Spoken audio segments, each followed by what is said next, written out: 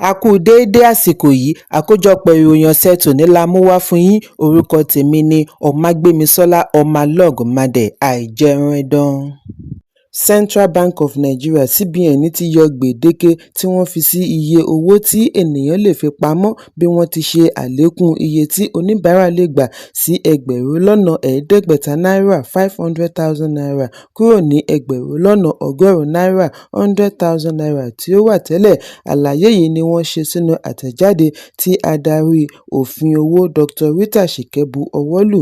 Gẹ́gẹ́ bí CBN ṣe lálàyé, ìgbésẹ̀ yìí ni wọ́n fẹ́ fi ṣe àdínkù ìṣòro àbójútó owó àti màgòmágó. Ilé ìfowópamọ́ fìdí ẹ̀ múlẹ̀ wípé àwọn òfin àtẹ̀yìnwá tí wọ́n fi ṣe àdínkù owó àfojúrí cash àti ìgbélárugẹ owó àfiránṣẹ́ electronic money transfer yóò bẹ̀rẹ̀ láti ọjọ́ 1 oṣù kìíní ọdún 2026. Gbèdéke lórí owó deposit limit yóò di àfisẹ́yìn. Gbogbo owó orí lórí owó àfipamọ́ náà kò ní wáyé mọ́. Fún ẹ̀rọ ATM, owó tí oníbàárà lè gbà lójúmọ́ ṣì wà ní ₦100,000. Excess withdrawal fún individual ni ó ní èlé 3% nígbà tí corporate ní 5%. Wọ́n wá pa á láṣẹ fún gbogbo ilé ìfowópamọ́ kí wọ́n rí i dájú wípé owó ń wà nínú ATM wọn ní gbogbo ìgbà. Ìjọba ìpínlẹ̀ Niger ti fi dá àwọn òbí àti olùgbé lójú wípé ìjọba ń ṣiṣẹ́ yíká aago round the clock pẹ̀lú àjọ ẹ̀ṣọ́ aláàbò láti rí àwọn akẹ́kọ̀ọ́ àti olùkọ́ tí wọ́n jí gbé ní ilé-ìwé ìjọ Àgùdà gbà kalẹ̀ láyọ̀ àti àlàáfíà. Gómìnà ìpínlẹ̀ Mohammed Bago ni ó sọ èyí níbi ó ti fi ẹ̀dùn ọkàn rẹ̀ hàn sí àwọn òbí àwọn ọmọ tí wọ́n jí gbé ní ilé-ìwé St. Mary's Catholic School ní Papiri, ìjọba ìbílẹ̀ Agwara, bí ó ti ní òun mọ ìrora wọn, òun sì bá wọn pín nínú ohun tí wọ́n là kọjá. Gómìnà sọ ọ̀rọ̀ wọ̀nyí níbi ìpàdé pẹ̀lú àwọn òṣìṣẹ́ ìjọba tuntun tí wọ́n ṣẹ̀ṣẹ̀ yàn sípò tí ó wáyé ní ilé ìjọba ìlú Minna. Ọjọ́ 21 oṣù kọkànlá ọdún 2025 ni afurasí adàlúrú jí akẹ́kọ̀ọ́ tí ó lé nígba àti òṣìṣẹ́ ilé-ìwé gbé. Àwọn wọ̀nyí ni a gbọ́ wípé wọ́n yìnbọn fún ẹ̀ṣọ́ ilé-ìwé kí wọ́n tó ríbi kó àwọn ọmọ wọ̀nyí sálọ. Nígbà tí ó ń sọ̀rọ̀ níbi ìpéjọpọ̀, Bago ṣe àpèjúwe ìṣẹ̀lẹ̀ yìí ní èyí tí ó bani lọ́kàn jẹ́ gidigidi. Ó ní gẹ́gẹ́ bí olórí ẹ̀ṣọ́, òun ní ojúṣe láti dáàbò bo ìpínlẹ̀. Òun mọ rírì ìrora gbogbo ìyá àti bàbá láti máa retí ìpadàbọ̀ ọmọ wọn sílé, ṣùgbọ́n òun fẹ́ fi dá wọn lójú wípé àwọn ń gbé ìgbésẹ̀ láti rí i dájú wípé àwọn ọmọdé yìí padà sílé láyọ̀ àti àlàáfíà.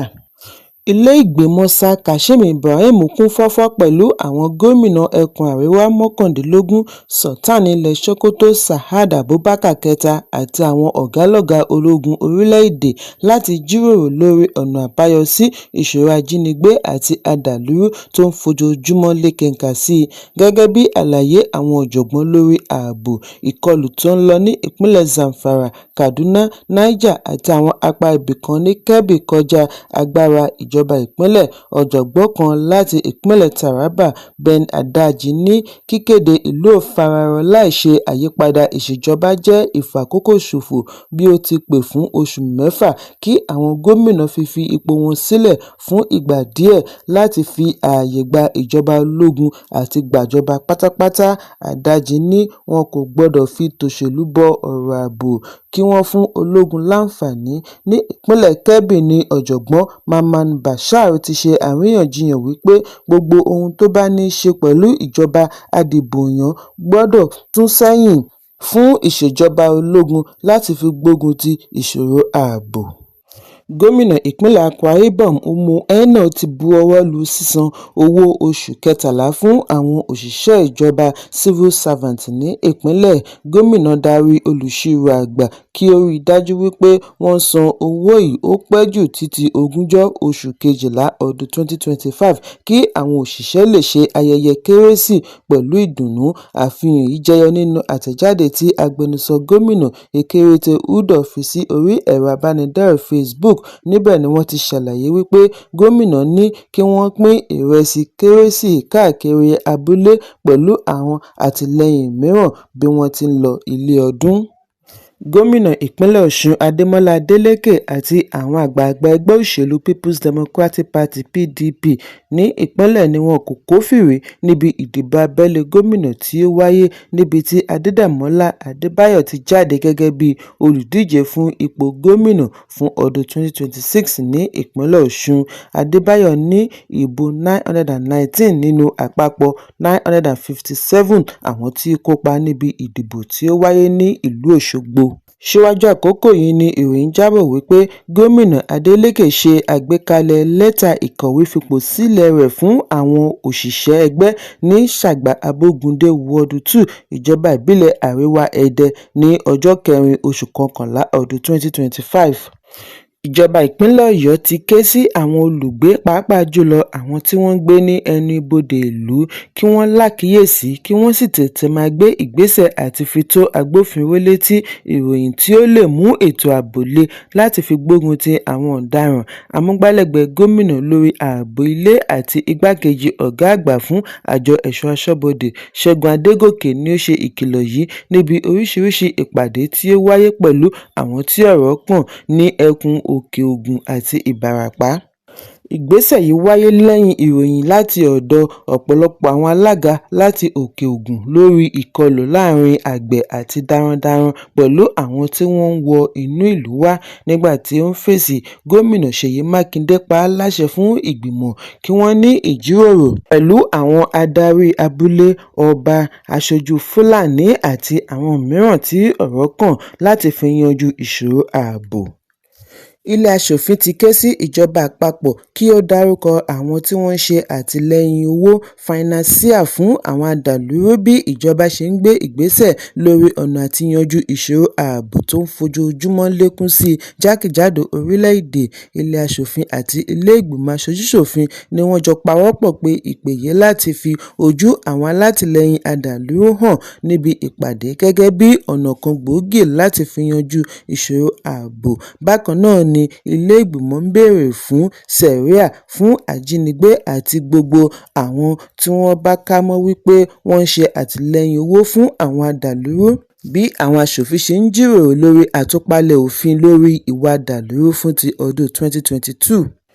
Ààrẹ Bọ́lá Tinubu ti ṣe ìbúra fún Chief of Defence Staff àná General Christopher Musa gẹ́gẹ́ bí mínísítà agbèfọ́ba tuntun. Mínísítà agbèfọ́ba àná Abubakar Badaru kọ̀wé fi ipò sílẹ̀ gẹ́gẹ́ bí mínísítà láàrin ìṣòro ààbò tó fojoojúmọ́ peléke sí i kí ààrẹ tó fi Christopher Musa rọ́pò rẹ̀ lójú ẹsẹ̀. Níbi ìbúra ni ààrẹ ti ké sí mínísítà tuntun kí ó lo ìrírí rẹ̀ lẹ́nu iṣẹ́ ológun láti fi mú ètò ààbò le dọ́yindọ́yin. Ààrẹ tẹnumọ́ pàtàkì iṣẹ́ àjùmọ̀ṣe àti àlékún ìgbáyégbádùn àwọn òṣìṣẹ́ tí Musa náà sì jẹ́jẹ̀ẹ́ láti fi gbogbo ara sìn fún ààbò orílẹ̀-èdè. Bí ó ti sọ àsọdájú wípé òun yóò ṣiṣẹ́ kárakára pẹ̀lú àjọ ilẹ̀ òkèèrè láti fúngun mọ́ àwọn ọ̀tá orílẹ̀-èdè kí àlàáfíà lè padà jọba ní gbogbo ìlú pẹ̀lú àjọṣepọ̀ àwọn ẹ̀ṣọ́ aláàbò ìlú. Adájọ́ James Omotosho láti Ilé-ẹjọ́ Gíga ìlú Àbújá ti kọ̀ láti fi ààyè gba ọmọọba Emmanuel Kanu pẹ̀lú aṣojú court appearance tí wá ṣe fún ẹ̀gbọ́n rẹ̀ Nnamdi Kanu pẹ̀lú àwáwí wípé kì í ṣe agbẹjọ́rò. Adarí ajìjàǹgbara fún ilẹ̀ Biafra IPOB Nnamdi Kanu tí wọ́n rán ní ẹ̀wọ̀n gbére láìpẹ́ yìí ni ó pe ẹ̀sùn tuntun sílé ẹjọ́ láti ṣàlàyé ìdí tí kò fi yẹ kí ó wà ní ọgbà ẹ̀wọ̀n Sokoto.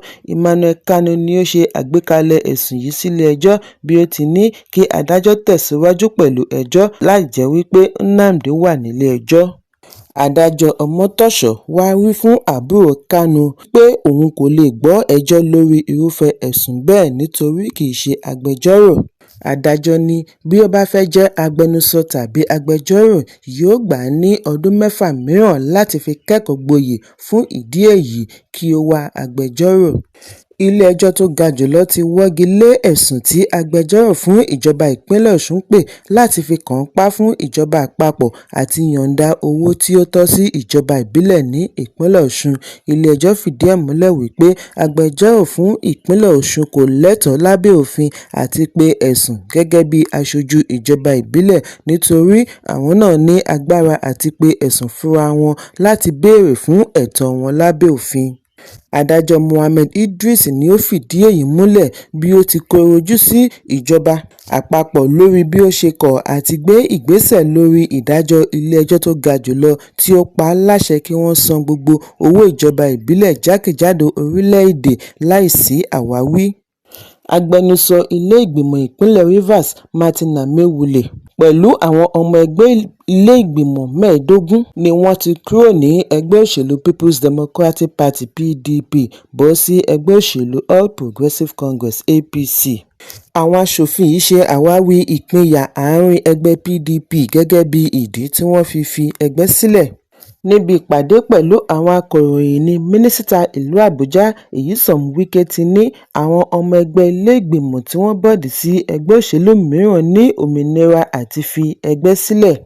Wike ṣe àpèjúwe ìgbésẹ̀ yìí ní ìbànújẹ́ ńlá bí ó fi kún un wípé ìjà àárín ẹgbẹ́ pakún bí àwọn aṣòfin ṣe fi ẹgbẹ́ sílẹ̀. Ó ní òun á máa sọ ní gbogbo ìgbà wípé oníkálukú ló ní òmìnira àti ṣe ẹgbẹ́ tí ó bá wù ú. Ẹgbẹ́ ti pín sí méjì, òfin sì ti sọ wípé bí ẹgbẹ́ bá ti pín sí méjì, wọ́n ní àǹfààní àti fi ẹgbẹ́ sílẹ̀. Ìwọ̀nba àwọn tó kù náà tó láti jọ ṣiṣẹ́ papọ̀. Gómìnà àná fún ìpínlẹ̀ Rivers wá fìdí ẹ̀ múlẹ̀ wípé òun ṣì wà ní PDP bí ó ti rọ ẹgbẹ́ kí ó túbọ̀ tẹ̀síwájú àti máa ṣaláàbò lórí ẹgbẹ́. Ọjọ́ Ìṣẹ́gun ni ilé-ìgbìmọ̀ ìpínlẹ̀ Edo ránṣẹ́ sí ọmọ ẹgbẹ́ ilé-ìgbìmọ̀ tó ń ṣaṣojú Egor constituency Honorable Natasha Irubosa kí ó fi ara hàn níwájú ìgbìmọ̀ olùbáwí láàrin ọ̀sẹ̀ kan. Aṣòfin yìí ni wọ́n ń retí kí ó wá wí tẹnu rẹ̀ lórí ẹ̀sùn àṣemáṣe tí wọ́n tọpinpin dórí fọ́nrán kan tí ó gba orí ẹ̀rọ abánidọ́rẹ̀ẹ́. Níbi ìpàdé ni agbẹnusọ ilé Blessing Agbebaku ti ní Honorable Irubosa gbọ́dọ̀ ṣàlàyé ìdí tí ó fẹ́ fi kó ìtìjú bá ilé-ìgbìmọ̀. Agbebaku fi kún un wípé ilé-ìgbìmọ̀ kò ní fi ààyè gba irúfẹ́ ìwà ìdọ̀tí bẹ́ẹ̀ tí ó tà wọ́n lábùkù. Honorable Irubosa ní ẹnu ti ń kùn láti ọjọ́ díẹ̀ sẹ́yìn lórí fọ́nrán kan tí ó ṣe àfihàn ìdojúkọ tí ó ní pẹ̀lú ọkọ rẹ̀ tí í ṣe ìlúmọ̀ọ́ká olórin Innocent Idibia tí gbogbo ènìyàn mọ̀ sí 2Baba. Àkójọpọ̀ ìròyìn ọ̀sẹ̀ tòní kò ní jù báyìí lọ.